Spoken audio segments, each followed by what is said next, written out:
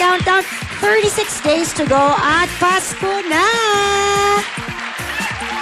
Pero sa sis, ay grabe na ito. Pero sa sis, hindi na kailangan maghintay ng Pasko dahil everyday parang Christmas, sasaya at sorpresa. Ngayong umaga, ibang klaseng palaro ang hatid namin. Isa na naman bago at all original na hulaan at unahan ang magaganap dito sa Hulaan Kung Ilan Matinding Unahan. Paano nga ba ang mangyayari dito sa SIS? Ganito ha, may dalawa tayong teams. Okay. At may 10 tayong mapanuring taong bayan sa ating audience. Magtatanong kayo kung ilan sa 10 members ng ating audience ang halimbawa sino sa kanila ang kumakain ng almusal. Okay. Ngayon, huhulaan ng dalawa nating teams kung ilan sa 10 yon ang nagbe-breakfast sa umaga. Tapos masasagutin natin ang mga mapanuring taong bayan kung sino ba sa kanila ang totoong nagbe-breakfast. At ang team na may pinakamalapit na number sa sagot ng taong bayan ay mananalo sa round na iyon. Ang manalo, may chance maagaw ang point ng kabilang team dahil sa consequence na ipapagawa natin sa kanila. Kung magagawa nila ito ng bonggang-bongga, baka maagaw nila ang point. Ang haba na sinabi mo. Sobra! Eto na, bonggang-bongga naman pala ang game na yan. Ako, matindi ang panghuhulaan at matindi rin ang unahan sa mga challenges natin today. Kaya naman pinaghanda na natin ang ating mga bisita. Eto na po sila. Ang mga maglalaro sa nakakaaliw at nakakabaliw sa pagalingan sa hulaan na paligsahang ito ay sina Jaya Quitania, Ina Asistio, Aiza Marquez, Stella Peñalosa, Joros Gamboa, Say Alonso, Jordan Herrera, Mocha, Wally Bayola at Jose Manalo. Simula na ang kauna-unahan at all original challenge mula sa SIS. Hulaan kung ilan, matinding unahan, live to live! No limit pagdating sa mga kwelang gimmick at sayang hatid natin dito sa SIS. Kaya naman simulan na natin ang pampaganang sayawan mula sa mga bisita natin today with the Kids at Work.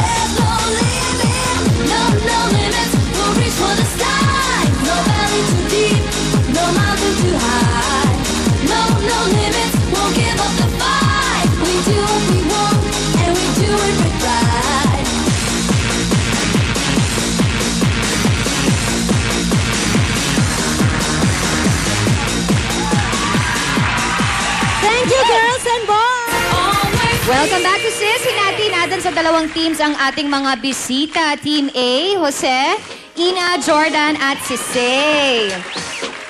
There you go.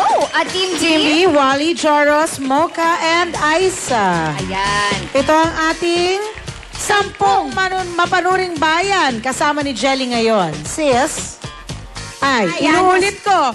Inuulit ko. Okay. Ulitin mo, sis. Ulitin mo lang, sis. Inuulit ko, ha? Inuulit ko lang. Inuulit mo. Ano? Ang pinakamalapit na hula sa dalawang team, sa kanya ang point.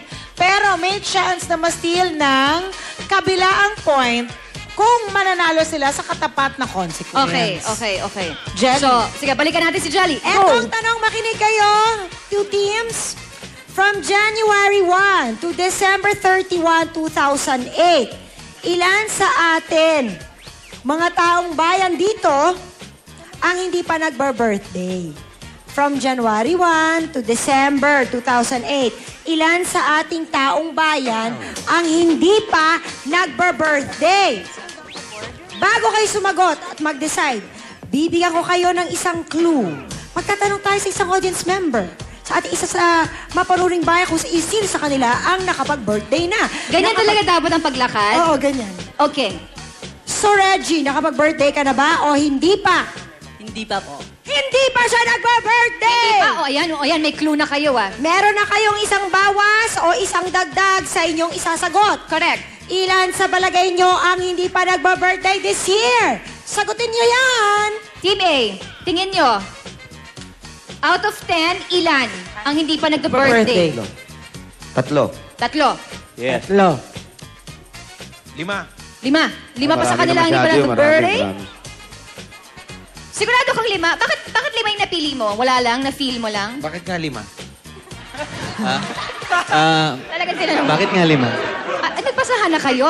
Ay, sir, bakit? Huwag mo ipapasa kay Mocha. Hindi, feeling ko lang kasi mga... Since may November, December pa eh. Feeling mo 5 sa Ah, kanila. feeling ko lang. Feeling mo lang Feeling ko yun. lang. So, ikaw ang may sagot May nitong- sala. Ikaw ang may sala. Diyan sa kayo, kabila. bakit tatlo? Kasi- Ba't tatlo lang? Tatlo yung nakasalamin sa kanila eh. Tatlo yung nakasalamin. So, binasa namin sis, sa tatlo ka. nakasalamin. Tama siya Tatlo doon. yung naka-reading glass sa kanila. Okay. Okay. O, ngayon, Jelly, alamin na natin. Eto na. Ang sagot ng bayan ay... Isa lang! Isa lang! Ang pinakamalapit na sagot, sis, ay... Sila Jose. Team A. So, eto na. Pero, Ang consequence, Team B, ang consequence, kailangan nyo mag-push-ups. Ng 20. Pero 20 group effort push-ups. naman to. Why not? Tapos, 30 seconds. In 30 in seconds. 30 seconds, kailangan maka-20 kayo. Pwedeng isa-isa lang. Basta isa-isa lang. Ngayon, pag Isa-isa lang. nagawa nyo yun, maaagaw nyo ang point nila Jose. Oo.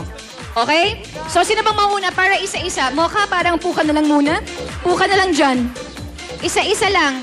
Okay? Ready? 20 20 push-ups. Okay, count. Timer starts now. 2, 3, 4, 5, 6, 7, 8, 9, 10, 11, 12, 13, 14, 15, 16, 17, 18, 19, 20! So, pasok yung 20... okay ka lang. Pasok yung 20 push-ups. Ang konti naman nun. So, Konti. yung 10,000 points na dapat para sa Team A ay napunta na sa Team B. Wow!